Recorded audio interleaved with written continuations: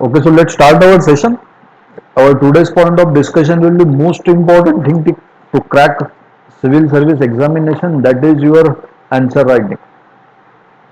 Most important हम लोगों ने देखा there will be total 3 stages of UPSC examination: prelim 400 marks, objective, men's total 1750 marks completely in writing format, and remaining 275 marks for prelim. But in the final selection, prelims के marks उसमें consider नहीं किए जाएंगे. Your final selection constitute your mains के number and your personality test के number. 1750 and 275 दोनों मिलकर आपकी एग्जाम होती है 2025 मार्क्स के लिए. और इसमें से 85% कि सर मेरा सिलेक्शन होने में कौन सबसे ज्यादा इन्फ्लुएंस करेगा. So but obvious it's your writing, it's your portion of mains examination. Mains exam का पोर्शन रहेगा ही जो कि आप लोगों को पूरी तरह से राइटिंग में है. अभी वही है कि सर अभी सब लोग कहते हैं यूपीएससी में कि भैया आपका राइटिंग के ऊपर कमांड होना चाहिए, राइटिंग के ऊपर कमांड होना चाहिए. एग्जैक्टली मुझे पता ही नहीं कि राइटिंग में एग्जैक्टली मुझे लिखना क्या है. लोग कहते हैं कि your answer must B proper, your answer must be good. Sir exactly what is the definition of good answer, what constitute the good answer while writing the answer, what are the do's and don'ts. Sir मैं तो अभी prelim, मैंने अभी मेरी 10th की exam दी है, 12th की दी है, वो भी मैंने राइटिंग में दी है. अभी 11 आपकी 12th का रिजल्ट भी लगा. One of our student has scored 91% in CBSE board from Kendriya Vidyalaya देवड़ाली. Congratulations to her. तो देखिए राइटिंग अच्छा होना चाहिए. Already that girl is preparing for the civil services from last 1 year, so it's become very natural to score good in your academics. It's very normal. तो देखिए वही देखेंगे हम लोग कि राइटिंग में मुझे करना क्या है, किस तरह से राइटिंग हम लोगों को फोकस करनी है. यानी मैं तो वही कहूंगा to become a IAS officer आप में एक स्किल होनी चाहिए and that skill is of your writing. आप में राइटिंग की स्किल होनी चाहिए. बहुत लोगों का ये भी कंसर्न है कि सर बहुत पढ़ना पड़ता है. मैं आपको बताऊंगा आप स्टडी मिनिमम कीजिए और राइटिंग मैक्सिमम कीजिए, या रीडिंग मिनिमम कीजिए और राइटिंग ज्यादा कीजिए. लोगों का वही कंसर्न है कि सर पढ़ाई बहुत करनी पड़ती. पढ़ाई का मतलब not in the form of reading. See मेरे लिए कि आप लोगों ने एग्जैक्टली कितनी किताबें पढ़ी आईएएस होने के लिए, it really does not matter for me because it's a part of preparation. But the thing how much you are focusing on the mains, how much you are focusing on the writing, how much time you are spending on the writing work, that will matter for me. आप अगर कहेंगे कि sir मैं daily एक paper लिखता हूँ या लिखती हूँ, इट्स डेफिनेटली वो इंप्रेसिव थिंग. तो आप लोगों का राइटिंग के ऊपर स्किल होना चाहिए. आपकी पढ़ाई थोड़ी कम भी रही. यूपीएससी में ऐसे भी कैंडिडेट है जो 1 साल पढ़ाई करते हैं, 2 साल पढ़ाई करते हैं और फर्स्ट अटेम्प्ट में आईएएस बन जाते हैं. और कुछ कुछ ऐसे भी कैंडिडेट है जो 4 साल प्रिपेयर करते, 5 साल करते, 10 साल करते, but ultimately they could not even means crack prelim. ये होता क्यों है? क्योंकि एग्जाम की रिक्वायरमेंट है आप लोगों की मेंस की राइटिंग की. मेरी पढ़ाई कम है बट मेरा राइटिंग काफी अच्छा है. मुझे हर क्वेश्चन का आंसर सिर्फ और सिर्फ 100 to 150 वर्ड्स में लिखना है. मैंने इतना तो रीडिंग कर लिया है कि I can deliver my thoughts with in the 100 and 150 words. But जो असेंबली कहते हैं हम लोग के आंसर का असेंबली कैसे करना है, फॉर्मेशन कैसा होना चाहिए, फॉर्मेट क्या होना चाहिए, ये चीजें इंपॉर्टेंट रहेंगी सपोज यहाँ पे. और राइटिंग इंपॉर्टेंट है क्योंकि writing is a clear window for your thoughts. मुझे आपके बारे में जानना है कि is this person is suitable for the post of IAS और not. So I will simply get to know it from your writing. होता क्या है, आप जब मेंस का पेपर दिया, सपोज मेंस का पेपर है आपका, आपने लिखा हुआ है पूरा पेपर, इसके ऊपर आपका नाम वगैरह कुछ नहीं रहेगा. इसके ऊपर सिंपली बारकोड लगा रहता है. अब ये पेपर मेरे पास चेक होने के लिए आएगा तो मैं आई इवन डोंट नो कि ये लड़के का पेपर है, लड़की का है, हिंदू है, क्रिश्चियन है, मुस्लिम है, पाकिस्तान, महाराष्ट्र है, तमिल है, तेलुगु है. I don't know anything. This paper is a simple visiting card of you people. Remember this. This is not a paper for me. This is the visiting card of an candidate, of a candidate. और इसी के ऊपर से मैं इसे पढ़ के शुरू करूंगा कि इन्होंने लिखा क्या क्या है फिर. और आप लोगों को थोड़ा सा मॉडरेटर को इंप्रेस कर सके ऐसे भी आंसर्स अगर आप लोग लिखते हो तो बहुत अच्छी चीज है. अभी टोटल आप लोग ये ध्यान में रखिए कि टोटल 2025 में से 1750 मार्क्स, 1750 मार्क्स आप लोगों को राइटिंग में देने हैं. अभी जहां तक यूपीएससी के पेपर की बात होती है, तो देखिए ये पेपर इस तरीके से रहेगा आप लोगों का। I will show you, this is the paper for UPSC. ऐसे ऊपर आप लोगों को यूपीएससी लिखा रहता है इसके, और आप लोगों को ब्लैंक पेपर दिया जाएगा पूरी तरीके से, और ऐसे इसको बॉर्डर्स की रहती है। मेरे पास एक ब्लैंक पेज भी रहेंगे, वो आपको दिखाता हूँ मैं, so you will understand it better.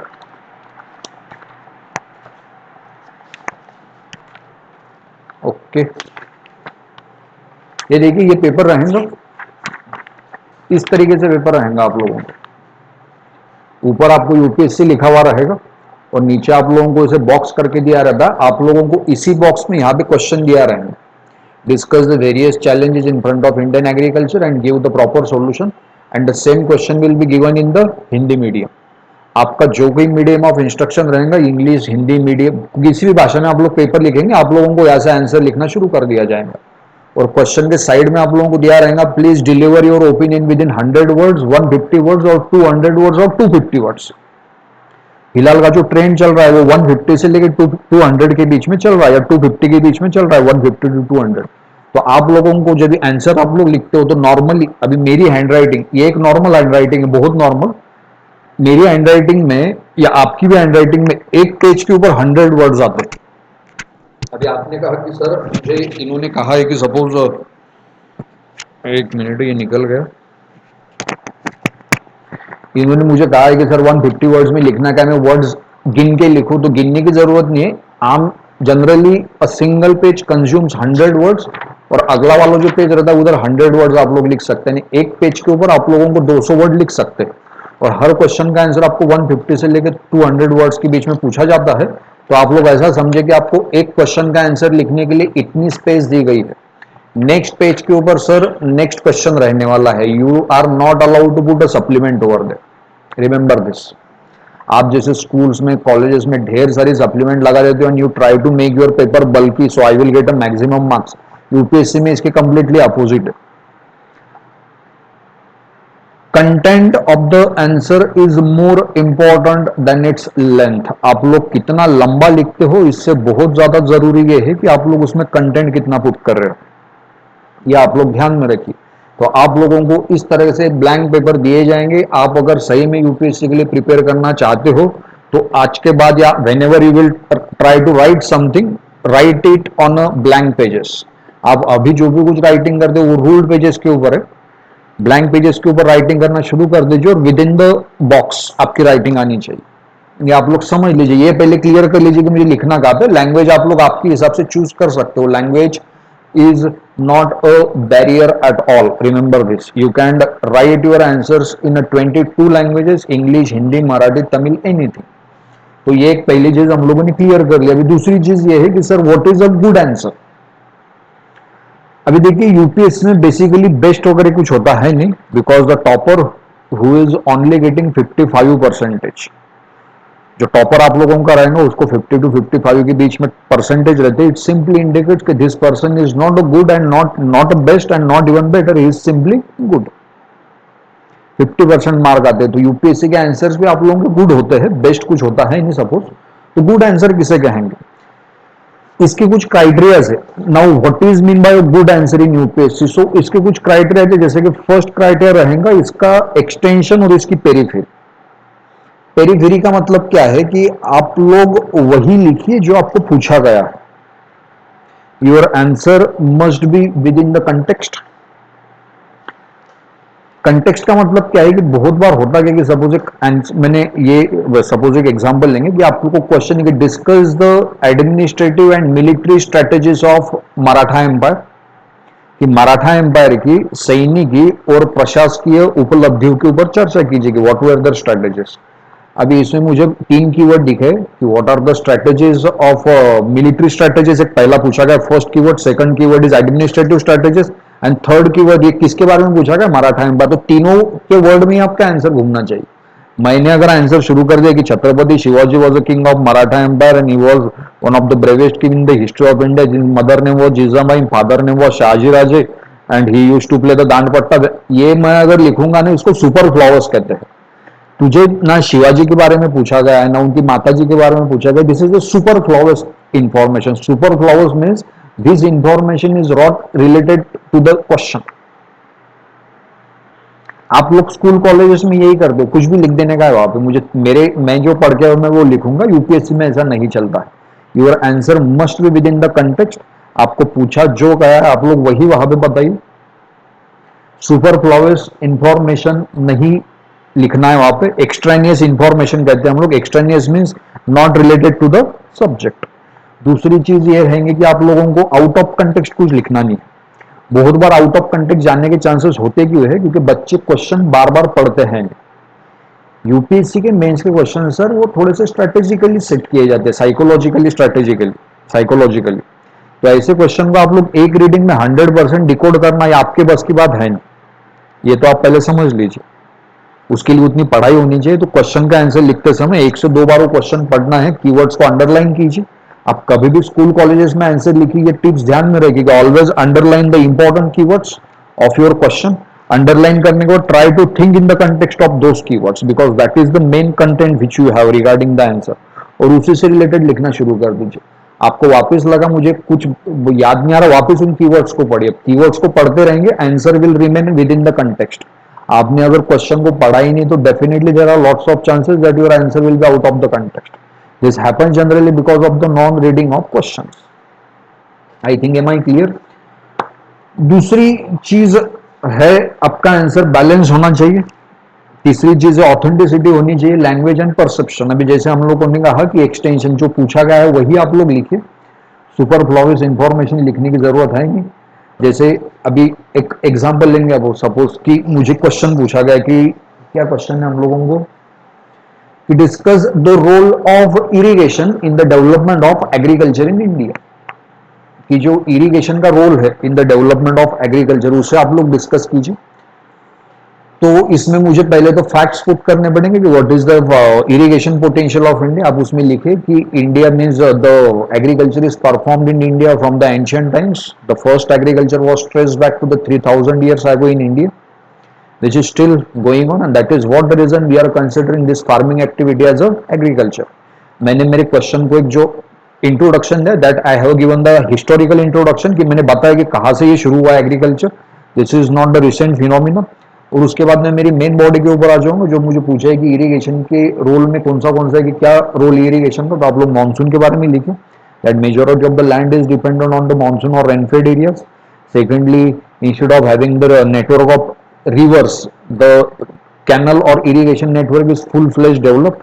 उसमें प्रॉब्लम्स क्या आ रही है, साइमल्टेनियसली इरिगेशन के लिए गवर्नमेंट ने किया क्या है, ये सब आप लोग लिख सकते हो। कंसिस्टेंटली बार बार क्वेश्चन को पढ़ते रहिए so you can deliver the proper things. So पहली चीज जो आप लोगों को ध्यान में रखती है while writing the answer for UPSC, your answer must be within the context. And context का मतलब होता है जो पूछा गया है कृपया करके वही लिखिए। स्कूल के जैसे, कॉलेज के जैसे कुछ भी लिख के काम चलने वाला नहीं है। आपका वर्ड टू वर्ड पढ़ा जाता है। आपका आंसर जब भी मेरे पास आएगा चेक होने के लिए, मैं इसे पढ़ूंगा, मुझे वापस लगा कि इसने कुछ मुझे समझ में नहीं आया तो आगे आई विल रीड इट। जरूरत पड़ने पे 1 बार 2 बार 3 बार पढ़ा भी इसे जा सकता है। So first thing, first protocol, be remain within the context, be remain within the frame of your question. Second चीज आती है your answer must be balanced one. Balance होना चाहिए, ऐसे टिल्टेड नहीं होना चाहिए कि आप किसी के फेवर में बात करो। ऐसा नहीं लगना चाहिए कि ये ब्यूरोक्रेट नहीं बोल रहा है बल्कि किसी पक्ष का कार्यकर्ता है, किसी पार्टी वर्कर बोल रहा है, ऐसा नहीं लगना चाहिए वहां पे। तो बैलेंस कैसे कहेंगे हम लोग कि बैलेंस का मतलब क्या होता है?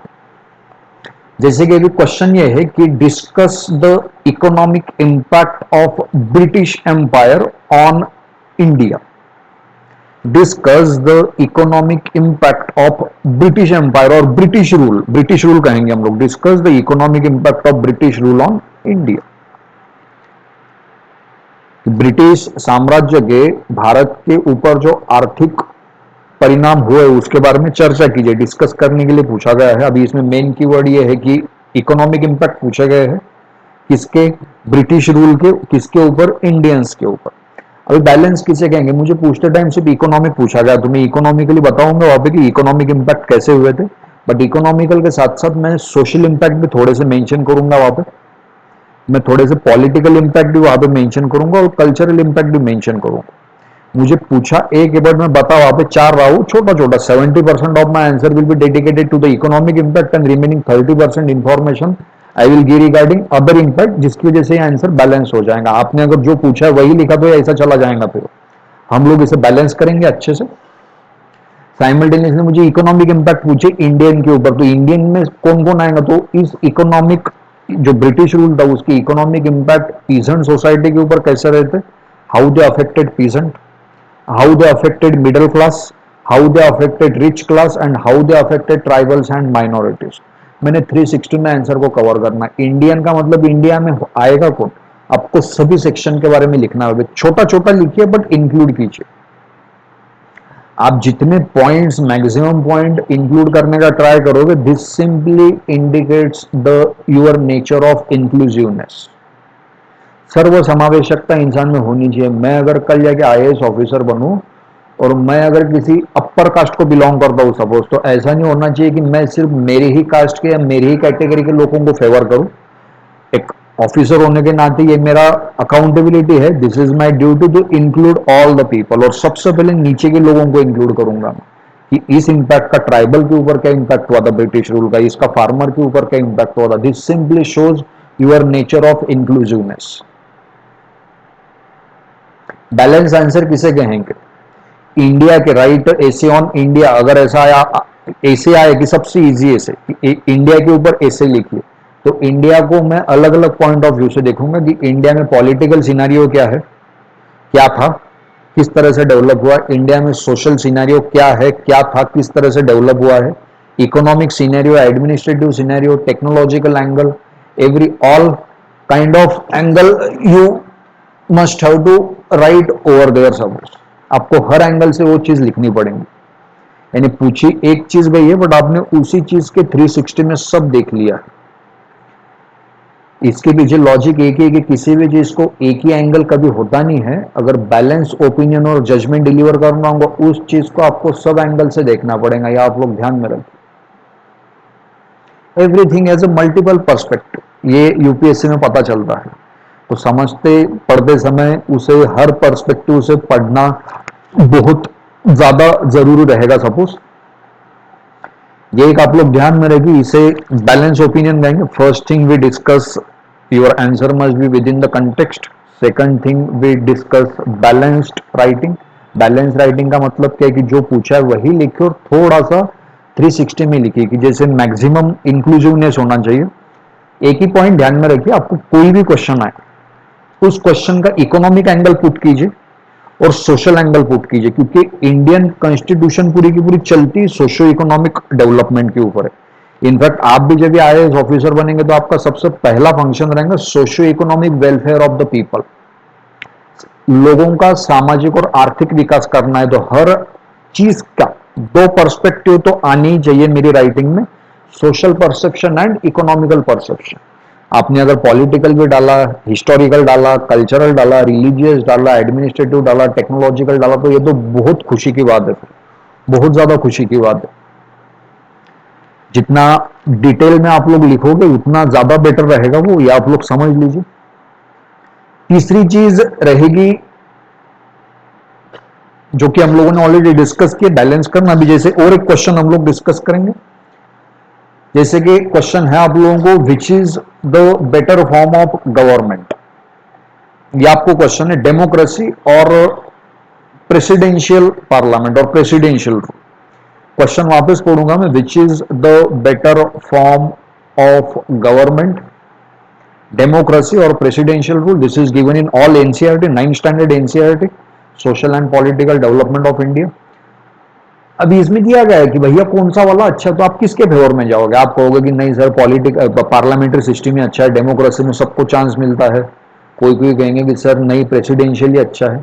अभी इंडिया में है आप लोगों का डेमोक्रेटिक सिस्टम, तो आप लोग लिखते समय आपका आंसर 70% या 60% लिखिए डेमोक्रेटिक पार्लियामेंट के बारे में या डेमोक्रेटिक फॉर्म ऑफ गवर्नमेंट के बारे में, how it is good with pros and cons. और जो 30-40% आपका आंसर है वो आप लोग लिखोगे आपके प्रेसिडेंशियल फॉर्म ऑफ गवर्नमेंट के ऊपर। So again your answer will become balance. होता क्या है ना कि मैंने आपको मेरी टोन में क्वेश्चन पूछ लिया है, कि मैंने कोई तो भी निगेटिव क्वेश्चन आप लोगों को पूछा और आपने आंसर भी उसका उसी टोन में दिया है, निगेटिव टोन में। मैंने तो जानबूझ के ट्रैप लगाया था आप लोगों के लिए, मैंने क्वेश्चन ही थोड़ा निगेटिव टोन में पूछा था कि देखते इसका ओपिनियन क्या आता है इसके ऊपर, और तूने तो मुझसे भी ज्यादा निगेटिव लिख दिया है बाप। तो ये अगर आप लोग करोगे तो ये पता चलता है कि ये इंसान हाँ में हाँ मिलाने वाला है, जैसे मैंने कह दिया तूने भी कहा सर एकदम सही है, ऐसा ही है। ये इंडिकेट करता है कि तेरा मेरे अलावा कोई दूसरा ओपिनियन नहीं है। तो ऐसे आंसर्स को जनरली नंबर्स कम आते हैं। वापिस कह रहा हूं मैं, चीजें बैलेंस होनी चाहिए जिंदगी में भी। अगर अच्छा है तो बुरा भी होना जरूरी है, अगर बुरा है तो अच्छा भी होना जरूरी है, जैसे हमने इथिक्स में देखा है। तीसरी चीज आएंगे context, balance answer. Third thing आप लोग ध्यान में रखिए, ऑथेंटिसिटी। ऑथेंटिसिटी बहुत ज्यादा मायने रखती है कि आपने आंसर लिख के भेज दिया है मेरे पास, पर मैं कहूंगा भैया इसकी what is the authenticity of your answer. तूने जो लिखा है वो सच है, वो कहां तक अप्रूव्ड है, कहां तक ऑथेंटिकेट, ये भी आप लोगों को पता होना चाहिए। तो देखिए सर, बात ऐसी होती है, ऑथेंटिसिटी सब्जेक्ट वाइज अलग अलग रहेंगे, यानी डिपेंड करता है आप लोग कौन से सब्जेक्ट का पेपर लिख रहे हो। जैसे अभी ऑथेंटिसिटी का मतलब क्या है? ऑथेंटिसिटी का मतलब रहेगा you have to put the evidences.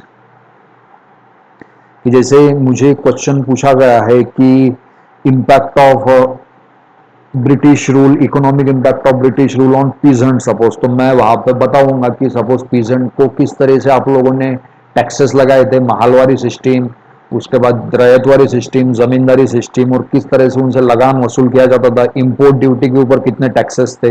ये कौन सी बुक में दिया, तो मैंने लिखूंगा कि this all information is given by the book written by the India first economist doctor Dadabhai Naoroji in his book British rule, poverty and un British rule in India. मैं references दे रहा हूं, what I am doing, whatever I am writing, I am giving evidences for those, I am giving references for those, that means from where I have got this information.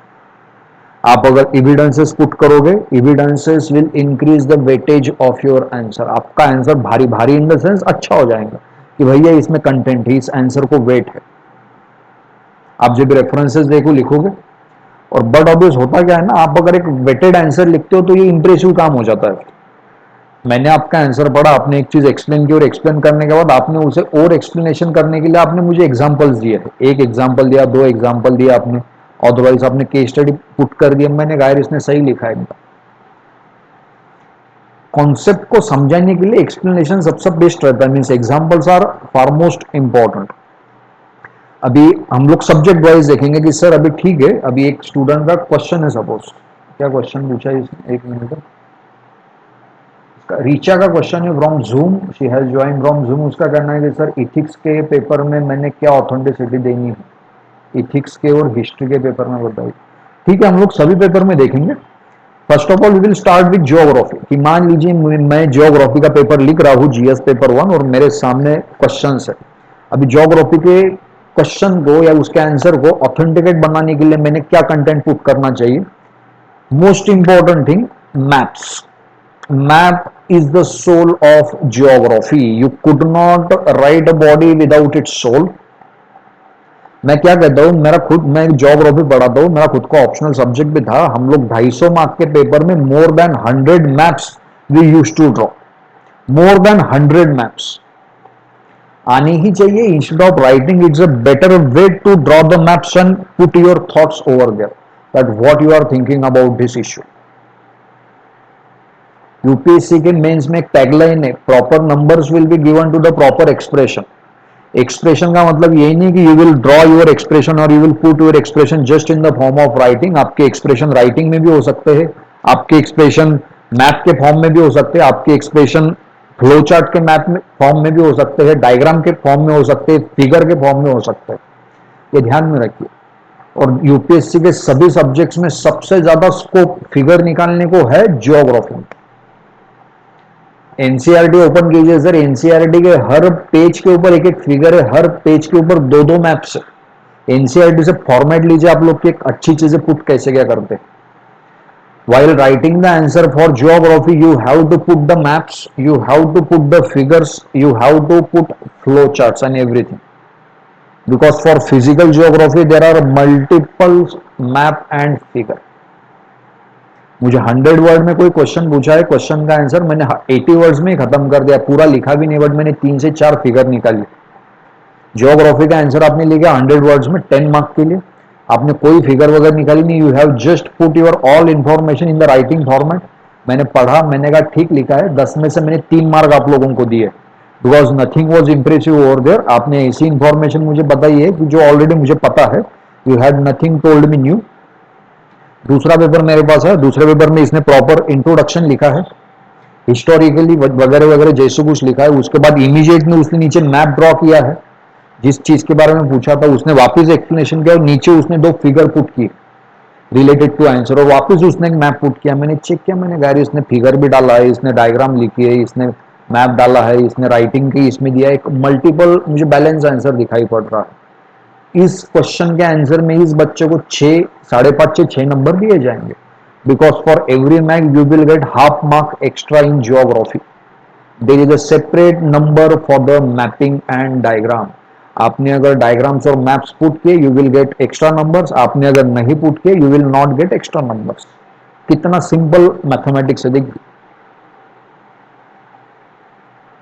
Maps तो डालने पड़ेंगे। Geography में आप लोग बिना map के लिख ही कैसे कह सकते हो, मुझे बताइए ना आप लोग, how you can even think about it. और मैप भी कैसे, अभी एक क्वेश्चन है कि सर मैं टेंसिल का यूज कर सकती हूँ क्या मैप लिखने के लिए। टेंसिल का यूज बेटा आप लोग कर सकते हो, बट मेरा कंसर्न ये है कि विदाउट टेंसिल अगर बात हो तो अच्छा हो जाए। हम लोगों को हाथ से मैप ड्रॉ करते आनी चाहिए। अभी आपने लेक्चर में देखा होगा मैं तो हाथ से ड्रॉ कर लेता हूँ मैप, मुझे 3 से 4 सेकंड लग जाता है। हाथ से ड्रॉ करेंगे, मुझे जिस साइज का चाहिए मैं बना सकता हूँ, टेंसिल का साइज फिक्स रहता है। तो मेरा कंसर्न आप यूज कर सकते हो, बट समय बहुत जाएगा पेंसिल से वो बनाना, हाथ से आप कैसा, आप तो लड़कियां हो, लड़कियों का तो हाथ एकदम फ्री हैंड ड्राइंग रहती है लड़कियों की, लड़कियों का मैप भी काफी अच्छा निकालना रहता है। सो हाथ से ही निकालिए, बेटर रहेगा, एक अच्छा इंप्रेशन रहता है ये।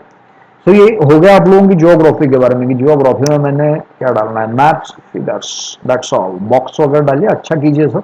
नेक्स्ट सब्जेक्ट आएंगे हिस्ट्री, जैसे कि रीचा जी ने पूछा था कि सर हिस्ट्री के लिए मुझे कैसा क्या कंटेंट डालना चाहिए। तो देखिए अभी हिस्ट्री में जहां तक बात है तो फैक्चुअल डेटा आने के थोड़े से चांसेस है, क्योंकि एंशियंट और मिडिवल हिस्ट्री आप लोग जब भी पढ़ते हो तो उसकी कुछ ज्यादा इंफॉर्मेशन हम लोगों के पास है नहीं, और जो भी कुछ इंफॉर्मेशन है all that information is in the form of factual data. तो बहुत बार ऐसे चांसेस हो सकते हैं कि फैक्ट्स आपके इसमें आए, तो फैक्ट्स आए तो कोई आप डालिए फैक्ट्स, बिकॉज एंशियंट और मिडिवल इंडिया में फैक्ट्स के सिवा कुछ है नहीं, तो आप लोग फैक्ट्स भी डाल सकते हैं।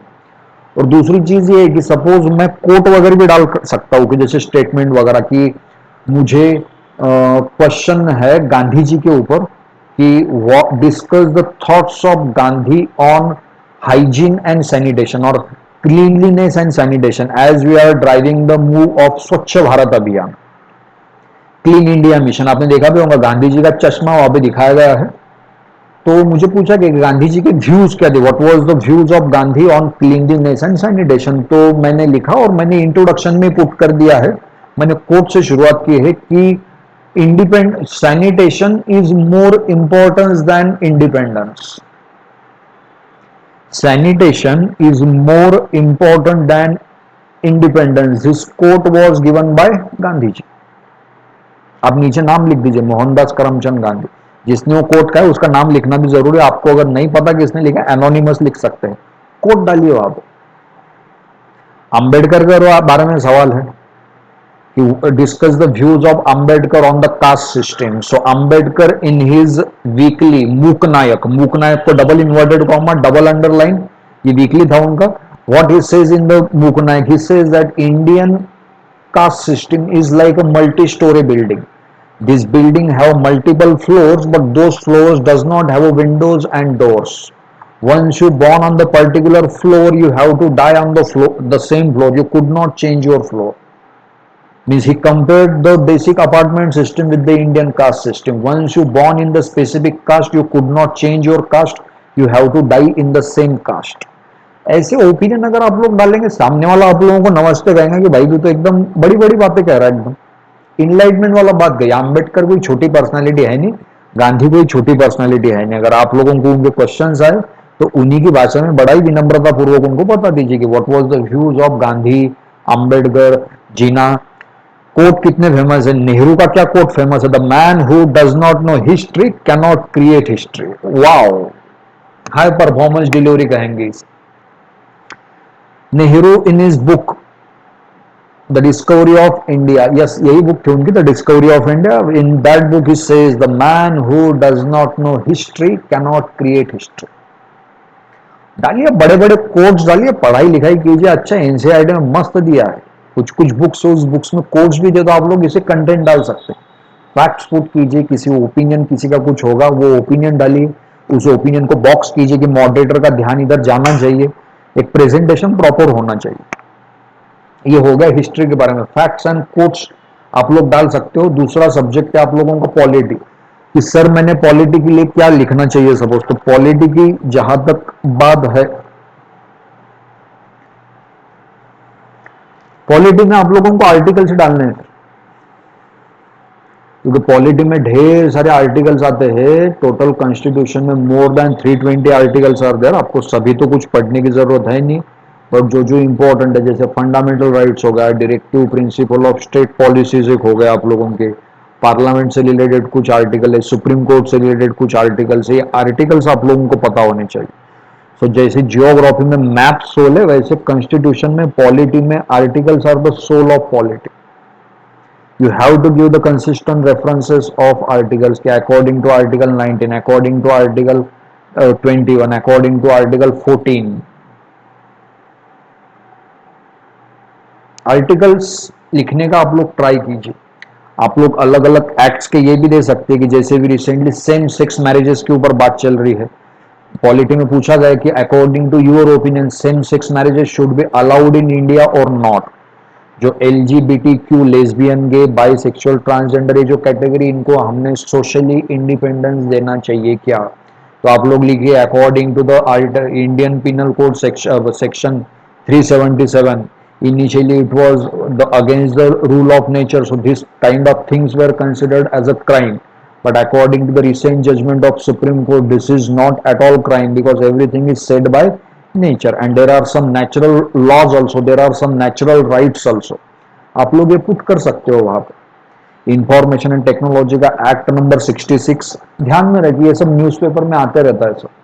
आप जो भी रेफरेंसेस पढ़ोगे, आप जो भी एनसीईआरटी वगैरह पढ़ोगे, मैं आपको बताता हूँ पॉलिटी की चीजों में, बुक्स में, हर बुक में आर्टिकल का रेफरेंसेस दिए, तो जो पढ़ोगे उसे अच्छे से पढ़िए। ये हो गया आप लोगों की पॉलिटी की, लेकिन पॉलिटी की ऑथेंटिसिटी कैसे क्या बढ़ेगी? दूसरी चीज है, जैसे पूछा था आप लोगों ने कि सर इथिक्स की ऑथेंटिसिटी कैसे क्या बढ़ाई जाए, इथिक्स में मुझे क्या प्रूव करना है। तो इथिक्स की जहां तक बात है ना, तो इथिक्स में ये थोड़ा सा अलग लेवल का सब्जेक्ट है इथिक्स। इथिक्स में आप लोगों को थोड़ा सा एक्स्ट्रा पढ़ाई होना चाहिए। इसमें भी आप लोग कोट्स वगैरह डाल सकते हो, जैसे कि आप लोगों को कोई चीज है कि सर्वाइवल ऑफ द फिटेस्ट, ये डार्विन का कोट है कि means write a short note on survival of the fittest, this was said by your Darwin. तो डार्विन की कोई थ्योरी आप लोग लिख सकते हैं कि according to the theory of survival fittest given by Charles Darwin, the father of जो कुछ है वो, उनके बारे में लिखे according to Charles Darwin, according to Benjamin Franklin, according to doctor Bhimrao Ambedkar, according to Pandit Jawaharlal Nehru, according to Narendra Damodar Das Modi ji. ये आप लोग लिख सकते हो आके। गांधी जी कोट दीजिए थोड़े से, कि जैसा क्वेश्चन है उसी क्वेश्चन के टोन में उसे आंसर भी होना चाहिए, कि Gandhi ji in his book my experience with truth says untouchability must be eradicated from India. Question अगर आएगा, discuss the views of Gandhi ji on schedule caste people, और discuss the views of Gandhi ji regarding minorities, तो लिखिए Gandhi ji in his book my experience with truth says untouchability must be eradicated from the India, and to improve their social status Gandhi ji used to call them as a harijan। harijan means, hari means भगवान and jans means children, the children of God। खत्म। Philosophy झाड़ देने की थोड़ी सी, उन्होंने philosophy झाड़ी, अपन भी झाड़ेंगे फिर। Ambedkar in his book or Ambedkar in his newspaper Mook Nayak or Annihilation of Caste, Varna system is like a closed apartment. Karl Marx in his book Das Capital. नहीं भी पता रहेगा ना बेटा, थोड़ा सा डाल देने का, जैसे अपन कुछ बनाते टाइम थोड़ा सा एक्स्ट्रा नमक डालना, नमक तो डालते नहीं बट एक्स्ट्रा मसाला मारना जिसे कहते हैं ना, वैसे थोड़ा सा एक्स्ट्रा मसाला मारने की भी आदत डाल दीजिए आप लोग। ऑफिसर एकदम थोड़ा सा वर्साटाइल चाहिए, ऐसा नहीं कि एकदम लाइन में ही चल रहा है, नाक की लाइन में, थोड़ा सा साउथ इंडियन एक्टर्स के जैसे हम लोगों को ऑफिसर की जरूरत है, भी एकदम रजनी रजनी हलाएवा। ये चीज हो गई सर ऑथेंटिसिटी। जियोग्राफी लिखोगे, मैप डालिए, पॉलिटी लिखोगे, आर्टिकल डालिए, हिस्ट्री लिखोगे, फैक्ट्स डालिए, कुछ कोर्स डालिए, इकोनॉमी लिखोगे आप लोग तो वहां पे भी कुछ फैक्ट्स डालिए, और इथिक्स अगर लिखोगे तो same thing according to Gandhi, according to Karl Marx. Start your answer with this, but quotes वगैरह इन बिटवीन आनी चाहिए। You can start your answer with quote, you can end your answer with quote. आप लोग in between भी coat लिख सकते हो, ध्यान में रखिए। सो बेसिक क्राइटेरियाज में हम लोगों ने देखा कि कंटेक्स्ट मेंटेन रखना है फर्स्ट चीज, दूसरी चीज देखिए हमने बैलेंस आना चाहिए, तीसरी चीज हमने देखी ऑथेंटिसिटी, और चौथी चीज हम लोग डिस्कस करेंगे भी कि लैंग्वेज क्या होनी चाहिए। कि सर वो तो सब ठीक है, बट मैं जब इंग्लिश में पेपर लिखूंगा, हिंदी में, मराठी में पेपर लिखूंगा, so what should be my language, वो किस तरह से लैंग्वेज चाहिए, तो वो बहुत हाई लेवल की चाहिए क्या, जैसे आपने कहा कि अकॉर्डिंग टू गांधी जी तो मुझे हाई वोकेबलरी यूज करनी चाहिए क्या, या ठीक ठाक वर्ड से काम चल जाएगा। सर मैं तो मराठी मीडियम से पढ़ा हूँ, अंग्रेजी तो मुझे इतनी आती है नहीं, वोकेबलरी तो है नहीं, तो मैं क्या करूँ, कैसे करूँ। लैंग्वेज की जहां तक बात है, एक ही चीज समझ में लीजिए कि ये आपका पेपर है, और ये पेपर आपने लिखा हुआ, मैंने एक 10वीं कक्षा का बच्चा है, 10 स्टैंडर्ड का स्टूडेंट, मैंने उसके पास पेपर दे दिया और उसको बताया कि ये पढ़ो तो देख समझ में आता है। उस 10 स्टैंडर्ड के स्टूडेंट ने आपका पेपर पढ़ा और उसे समझ में भी आ गया, और वही पेपर मैंने एक आईएएस ऑफिसर को या एक मॉडरेटर को दिया, उसने आपका पेपर पढ़ा, उसे भी समझ में आ गया। इसे कहते हैं गुड पेपर। आपकी राइटिंग दोनों जगह पे, एक हायर लेवल पे भी राइटिंग और एक लोअर लेवल पे भी आप लोगों का राइटिंग, एक ब्रिज यहां पे बना रहे आप लोग। So your overall language should be simple. 10वीं स्टैंडर्ड के बच्चे को ज्यादा समझ में आता है नहीं, तो ऐसा लिखिए कि उसके उसके भी इन द सेंस आपका कम्युनिकेशन आम जनता के समझ में आना चाहिए। आप आईएएस ऑफिसर बन जाएंगे, बट आप कहेंगे कि मुझे सादी लैंग्वेज तो आती है नहीं, मैं तो आईसीएससी बोर्ड से पढ़ा हूँ, अंग्रेजी भी सिवा कुछ मुझे आता है नहीं, और आपकी पोस्टिंग हो गई पालघर और नंदुरबार डिस्ट्रिक्ट में, जहां पे लोगों को मराठी भी आती नहीं है, वो तो ट्राइबल लैंग्वेज बोलते हैं, अंग्रेजी तो बहुत दूर की बात है। ऐसे समय पे आप करोगे क्या, आपकी अंग्रेजी उसकी tribal language, you could not communicate, and weak communication leads to fail administration. You will be failed as a administrator. Then does not matter from where you have completed your education. Overall word selection should be simple. एकदम simple होना चाहिए, ज्यादा झाड़ना नहीं हो कि मैं कितना होशियार हूं। आप दिखाने के लिए जाएंगे, वो लोग देख लेते हैं, फिर ये समझ लीजिए आप दिखाओगे वो देख लेंगे। इंग्लिश में लिख रहा हूं मैं पेपर, तो सर लिखते लिखते मेरी कभी कभार स्पेलिंग मिस्टेक हो जाती है, ई की जगह ए और ए की जगह एफ, चलेगा क्या, तो बिल्कुल नहीं चलेगा। आप आईएएस का पेपर लिख रहे हो, स्पेलिंग मिस्टेक एक्सपेक्टेड नहीं है, आपको डाउट है कि मुझे इसका स्पेलिंग पता नहीं है, मत लिखे वो वर्ड, दूसरा वर्ड लिखिए।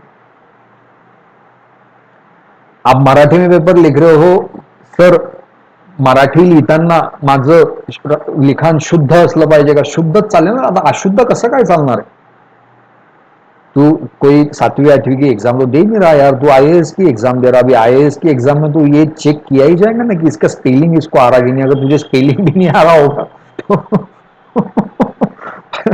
फायदा ही क्या है फिर। इसके लिए मैं कहता हूँ सिंपल वर्ड्स लिखिए, स्पेलिंग वगैरह ढंग से होना चाहिए। आप मराठी में लिखिए, मराठी में भी आपका करेक्शन अच्छा ही होना चाहिए, यानी गलत नहीं होना चाहिए, कुछ शुद्ध होनी चाहिए, नो स्पेलिंग मिस्टेक।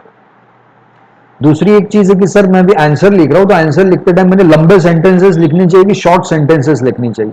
सर मैं क्या कहता हूं, जैसे मैंने लिखा है ना एकदम पॉइंट वाइज, ऐसा लिखिए आप लोग, एकदम पॉइंट में मत लिखिए, लंबा सेंटेंस भी मत लिखिए, लंबा सेंटेंस दूर की बात है, सेंटेंस भी मत लिखिए, आप मुझे पॉइंट्स लिख के भेजिए। आपके पॉइंट्स, आपकी केस स्टडीज, आपका छोटा सा एक्सप्लेनेशन मुझे समझ में आ जाएगा। आपका नॉलेज कितना है ये चेक करने के लिए मुझे आपका पूरा पेपर पढ़ने की जरूरत ही नहीं है सर। आपके कुछ कुछ कीवर्ड्स है, आप लिखोगे क्या, उसको एक्सप्लेन कैसे क्या करोगे, दैट विल मैटर फॉर मी।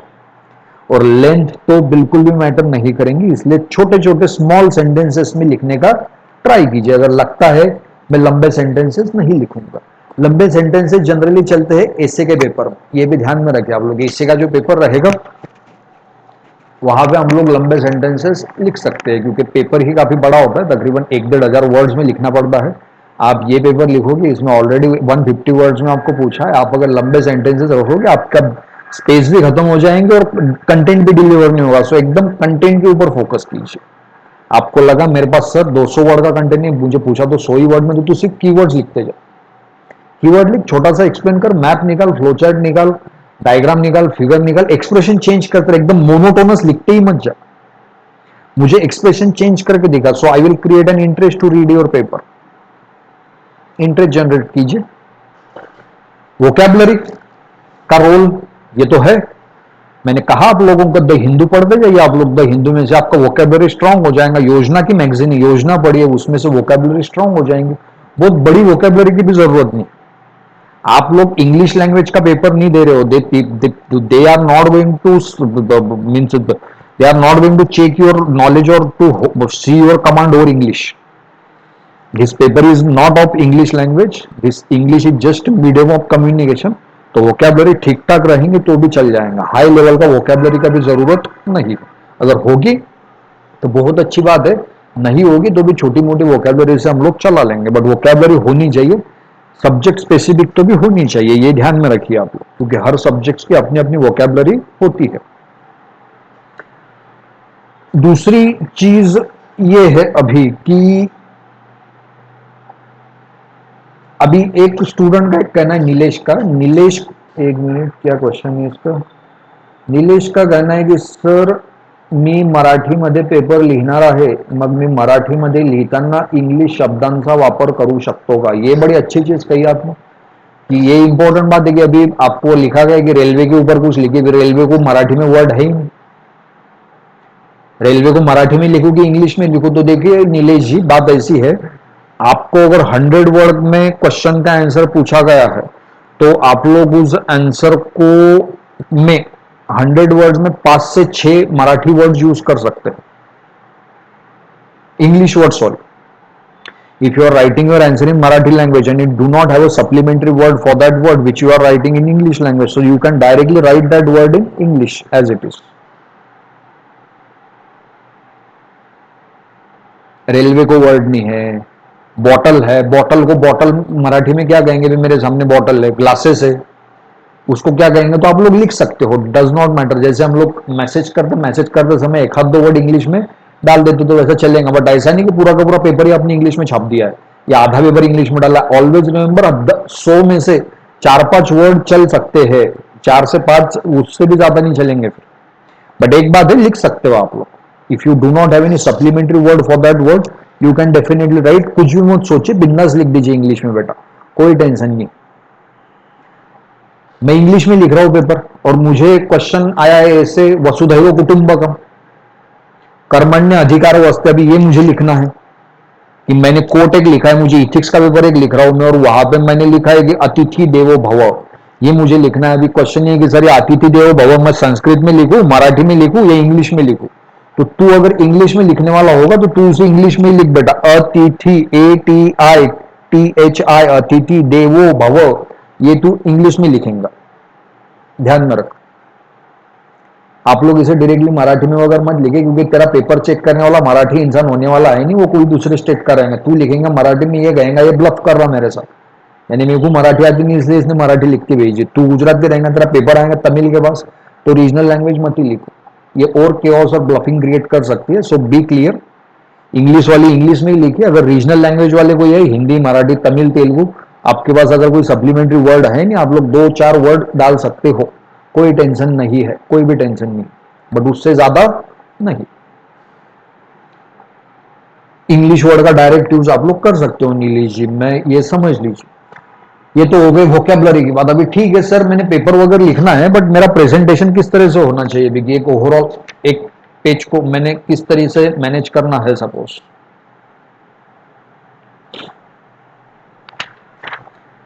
तो देखिए इसमें प्रेजेंटेशन की जहां तक बात है, आप लोगों को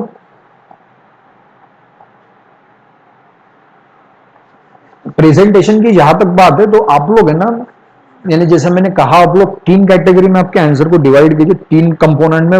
इंट्रोडक्शन, जो कि लिखना ही पड़ेगा। आप लोग ये भी कहिए कि पूछ इंपॉर्टेंट है कि सर मैं अभी जब भी किसी क्वेश्चन का आंसर लिखूं तो मुझे should I put the introduction for every question, I will say yes.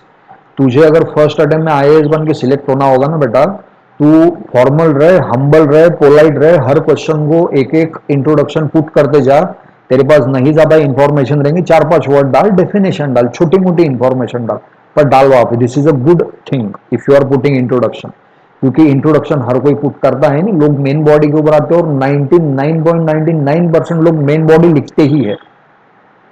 Main body यानी ये मेन इंफॉर्मेशन रहेंगे रिगार्डिंग द क्वेश्चन। ये जो पार्ट रहेगा आपके आंसर का, ये सभी स्टूडेंट लिखने वाले, ये आप लोग ध्यान में रखें। तो मॉडरेटर इसको बहुत ज्यादा नहीं पढ़ेगा। ये भी साइकोलॉजी आप लोग ध्यान में रखें कि मुझे पता है ये जो चीजें सभी सेम लिखेंगे, मुझे भी उसका आंसर पता, तो मैं क्यों इसे पढ़ते जाऊं जो कि मुझे पता है।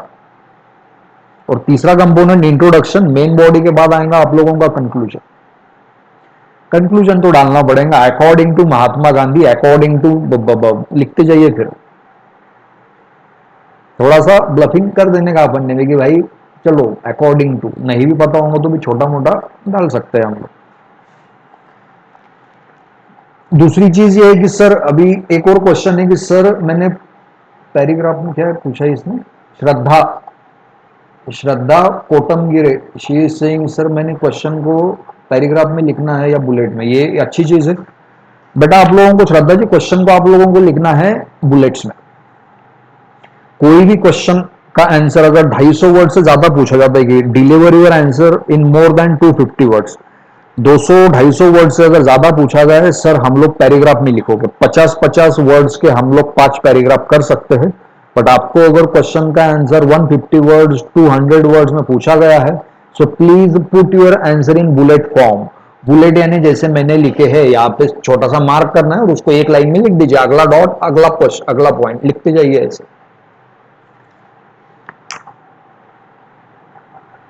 बुलेट्स में लिखिए, बुलेट का यूज कीजिए। बुलेट लिखते पढ़ने को भी इजी होता है, लिखने को भी इजी होता है वो। आप बुलेट्स में लिखोगे इवन,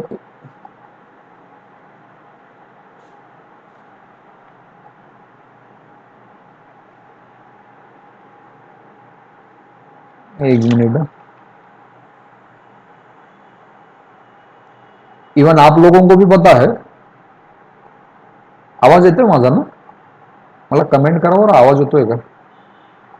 थोड़ा सा कनेक्शन डिस्टर्ब हो गया था अभी। एम आई ऑडियो, आवाज येतोय का?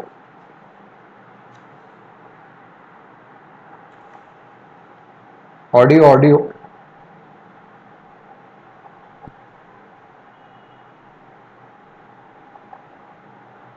ओके।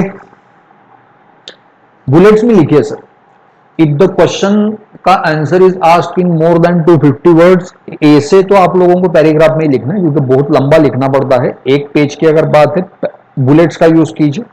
बुलेट फॉर्मेट काफी अच्छा रहेगा। आप लोगों को बुलेट्स लिखिए, 4-5 बुलेट्स लिखिए, उसके बाद डायग्राम डालिए, वापिस कुछ लिखिए, एक आधा मैप डालिए, कुछ एक्स्ट्रा इंफॉर्मेशन पुट कीजिए। एनसीईआरटी में आपने देखा होगा जो इंपॉर्टेंट चीजें रहती है उसको एनसीईआरटी में बॉक्स किया हुआ रहता है। तो आपने अगर कोई इंफॉर्मेशन, जैसे आप लोगों को अर्थक्वेक के बारे में कोई क्वेश्चन, और आपको पता है कि sir recently there was a very big earthquake hit Turkey and it killed more than 1 million of people suppose, तो आप लोग इस इंफॉर्मेशन को, या कोई इंपॉर्टेंट आपके पास इंफॉर्मेशन रहेगी कि आपको लगता है कि इसे मॉडरेटर ने पढ़ना चाहिए, तो you can put it on a strategic position, एक साइड में रख दीजिए और उसको बॉक्स कर दीजिए। बॉक्सेस वगैरह भी बहुत चलते हैं।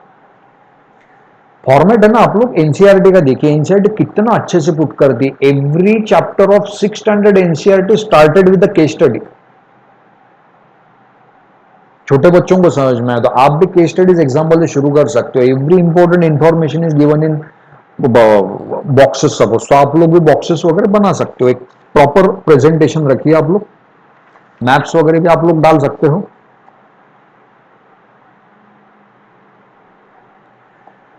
और मैं तो एक ही कहूंगा सर, आप लोग राइटिंग के ऊपर पूरा फोकस रखिए। दूसरी चीज क्या है जो बहुत बच्चों को प्रॉब्लम आती है, रिगार्डिंग रिगार्डिंग टाइम मैनेजमेंट। क्योंकि यूपीएससी का एक पेपर 250 मार्क्स का रहेगा।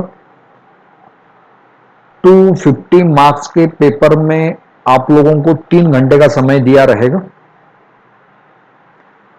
और चैलेंज वही है, complete your paper within 3 hours. आप अभी स्कूल कॉलेजेस में हो, 100 मार्क्स का पेपर होता है, 3 घंटे का समय, वो पेपर भी कंप्लीट नहीं होता है, तो 250 मार्क का पेपर कब कंप्लीट होगा? Same time, but you have to deliver 300% extra performance. तो इसके लिए लगता है sir writing practice practice practice. आप कहेंगे कि सर मैं बिना प्रैक्टिस किए हुए डायरेक्टली फील्ड के ऊपर जाके परफॉर्मेंस दिखाऊंगा, मेरे भाई तू फेल ही होने वाला। ये डायरेक्टली जाके परफॉर्मेंस दिखाने का काम है नहीं, इसके लिए टाइम मैनेजमेंट चाहिए, इसके लिए पूरा राइटिंग के ऊपर होल्ड चाहिए। और अभी आप लोग मान लीजिए कि मैंने खुद ने मेंस दिया था, वन ऑफ माय फ्रेंड नीलम रोहन करके, he is IPS in Maharashtra cadre में आईपीएस है नीलम रोहन। आप लोग सोचिए ना, हम लोगों ने दोनों ने मेंस दिया था साथ में। अब एक मैं शेयर तो कर ही सकता हूं आपके साथ मेरा एक्सपीरियंस। नीलम का सिलेक्शन हो गया, मेरा नहीं हुआ था, क्योंकि राइटिंग नीलम बहुत ज्यादा करता था। यानी अभी एक दिन में मान लीजिए हमारे 2 पेपर है, 9 से 12 पहला पेपर है और 2 से 5 दूसरा पेपर रहेगा मेंस का। हम लोगों को 6 घंटे लिखना है। तो नीलम कहता था कि मुझे अगर 6 घंटा लिखना है तो मैं प्रैक्टिस 9 घंटा करना चाहिए। मैंने कहा इतनी प्रैक्टिस करने की जरूरत नहीं नीलम, हम लोग 6 घंटे ही लिखेंगे। मैं दिन के 2 पेपर लिखता था, नीलम दिन के 3 पेपर लिखता था। मैं दिन के 6 घंटे राइटिंग करता था, नीलम दिन के 9 घंटे राइटिंग करता था। और अल्टीमेट रिजल्ट ये है कि नीलम का सिलेक्शन हो गया और बाद में मुझे दिक्कत आ गई थोड़ी सी। आपको you have to be one step ahead. ये अगर एक दिन में 2 पेपर लेने वाला है तो तूने तेरे पर्सनल लेवल पे प्रैक्टिस बटा एक दिन में 3 पेपर की करनी चाहिए। यूपीएससी टफ नहीं है, मैं आपको जितना भी बता रहा हूं ना बेटा, ये सब बहुत जनरल चीज है, बट मैं वही कंसर्न है कि तू इस लेवल पे परफॉर्मेंस डिलीवर कर सकता है। आपका अगर राइटिंग अच्छा है, आप अगर टाइम के अंदर पेपर कंप्लीट कर सकते हो, आपकी पढ़ाई थोड़ी कम भी रहेगी सर, मायने नहीं रखता। मैं ये तो नहीं कहूंगा आप आईएएस बन जाओगे, बट आप लोगों को यूपीएससी में कोई ना कोई पोस्ट मिल ही जाएंगी। रोहन को अच्छी मिली सब, वो नीलम को आईपीएस महाराष्ट्र कैडर। राइटिंग आपको करनी पड़ेगी। मैंने पेपर लिखा 3 घंटे में, 250 मार्क का पेपर है। टोटल मुझे पूछे गए 25 क्वेश्चन 10-10 मार्क के। Every question is carrying 10 marks और मैंने मेरा 15 क्वेश्चन कंप्लीट कर दिए 3 घंटे में। मैंने कहा मेरा 15 क्वेश्चन कंप्लीट होगा और 10 क्वेश्चन छूट गए, 10 क्वेश्चन छूटे, यानी मैंने ऑलमोस्ट ऑल 100 मार्क का पेपर छोड़ दिया। अभी आप ही सोचिए, पेपर है 150 मार्क का, 250 मार्क का मैंने लिखा, 150 मार्क का और छोड़ 100 मार्क का दिया है। आप ही सोचिए 150 में से आके कितने आएंगे। मैं खुद ही बताता हूं, चांसेस कम है sir. You will not even get A interview call. Kalpesh का एक क्वेश्चन है, कल्पेश का ये कहना है कि सर कितने मार्क्स का छूटना चाहिए या पूरा ही पेपर कंप्लीट होना चाहिए, क्या कह रहा है Kalpesh? Will you please ask me one more time. यानी पूरा ही पेपर कंप्लीट होना चाहिए क्या? यस, मैं तो वही कह रहा हूं। रिमेंबर कल्पेश, 5-10 मार्क का छूट गए हम लोग समझ सकते हैं कि 250 मार्क का पेपर है, तूने पेपर लिखा और तेरा एक क्वेश्चन छूट गया 10 मार्क का, बट तूने 240 मार्क्स का पेपर कवर कर लिया, तो हम लोग कहेंगे चलो ठीक है चल जाएंगे। 10 वगैरह मार्क मैटर नहीं करेंगे, बट अगर पेपर 10% से ज्यादा छूट रहा है, 250 मार्क का पेपर और तूने 25 मार्क्स से ज्यादा तेरा छूट गया है, यहां पे दिक्कत आ सकती है। फर्स्ट प्रायोरिटी रखिए, your all paper must be completed from top to end. बहुत बार होता ही है सर, 25 क्वेश्चन आपने क्वेश्चन पढ़े कि अरे मुझे तो सब क्वेश्चन आ रहे हैं, यूपीएससी ने सभी क्वेश्चन इजी डाले, बट द फर्स्ट चैलेंज, क्या तू आखिरी क्वेश्चन तक पहुंच पाएगा? तुझे हर क्वेश्चन अच्छा आता है, हर क्वेश्चन तू ज्यादा लिखने का ट्राई करेगा, you will try to show your knowledge, और नॉलेज शो करने के चक्कर में तेरा पेपर आधा छूट जाएगा। यूपीएससी बैलेंस करती बराबर की, इजी भी डाल दिया पर तेरा पेपर ही कंप्लीट नहीं होगा। जा, ऐसी चीज होती है सर, आप लोग ध्यान में रखिए। और मैं इसलिए भी कह रहा हूं, आप सोचते होंगे कि सर 250 में से छोटा मोटा छूट गया तो फर्क क्या पड़ेगा, बट फर्क पड़ता है। यानी आपको है 1000 नंबर और मुझे है सपोज 1010 नंबर, यानी आपके और मेरे नंबर में सिर्फ 10 मार्क्स का डिफरेंस है। आपको पता है इस 10 मार्क्स में यूपीएससी में कितने कैंडिडेट कवर होते हैं? 10 मार्क में 100 कैंडिडेट कवर हो जाते हैं सर। आपको अगर 1050 नंबर है तो आपका रैंकिंग 1 रहेगा, और मुझे अगर 1000 नंबर है, आपसे 1000 भी नहीं, 900 990, यानी आपसे भी 10 मार्क नंबर कम है, तो हम दोनों के बीच में 100 मार्क 100 कैंडिडेट रहेंगे। ये ध्यान में रखिए आप लोग। इन यूपीएससी की mains 10 mark is equal to 100 candidate. आप कहेंगे कि 10 मार्क छूट गए, यानी तू डायरेक्ट 100 कैंडिडेट के पीछे आ गया बेटा, इतना ही ध्यान में रखो। डायरेक्ट रूल है, डायरेक्ट, कितनी अच्छी एग्जाम है, everything is open and clear. You decide your own strategies, techniques, develop your own techniques and get through the exam.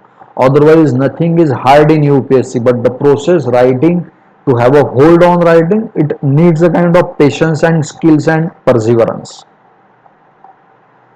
आप पेपर देखिए ना, हमारे स्टूडेंट कितने पेपर लिखते, पेपर से पेपर से आप लोगों को इतने पेपर दिखा सकता हूं। पेपर एक 3 घंटे में स्टूडेंट लिटरली 250 मार्क का पेपर, ये देखिए कितना बड़ा पेपर है, ये देख सकते हैं आप लोग, यानी इसने ऑलमोस्ट ऑल आधा आधा किताब छाप दिया है इसने, ये देखिए कितना बड़ा पेपर है। टोटल टोटल लिखा है इसने, ये देख सकते हैं आप लोग, जितना दिखेगा उतना देख सकते हैं आप लोग, प्रॉपर एकदम। देखिए कितना बड़ा पेपर है, 3 घंटे में पेपर कंप्लीट किया। ये टोटल 30 पेजेस है। This person has written more than 30 pages in 3 hours. Mains दे क्या है इस साल, सोचिए आप लोग, इस लेवल पे प्रैक्टिस होनी चाहिए। पढ़ेंगे सब, आपको आएगा सब, बट वो आया हुआ पेपर के ऊपर समय के अंदर डिलीवर भी होना चाहिए, ये इंपॉर्टेंट बात। मैं होशियार हूं, ये भी लोगों को पता चलना चाहिए। बाकी कुछ खास नहीं है। This was all about writing, how to write a good answer.